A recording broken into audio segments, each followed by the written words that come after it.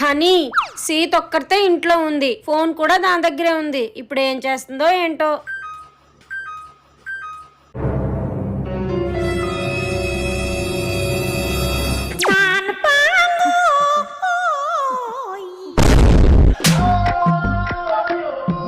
ఒసే సీత, అసలు నీకు బుర్ర బుద్ధి ఉందా? ఫ్రిడ్జ్ లో పడుకున్నావేంటి? ఈ ఎండకు ఉండలేకపోతున్నాను అమ్మగారు, అందుకే ఫ్రిడ్జ్ లో పడుకున్నాను. అదేదో పక్క రూమ్ లో ఏసీ ఆన్ చేసుకుని పడుకోవచ్చు కదే. ఏసీ ఉంది కదా అని ఏసీలో దూలు పడుకోలేను కదా, అదే ఫ్రిడ్జ్ లో అయితే దూలు పడుకోగలను. సరేగా, నా ఫోన్ ఏది? మీలే కదా నా ఫోన్ హీట్ ఎక్కిపోతుంది, వేడైపోతుంది అన్నాలు, అందుకే డ్లీ ఫ్రిడ్జ్ లో పెట్టాను.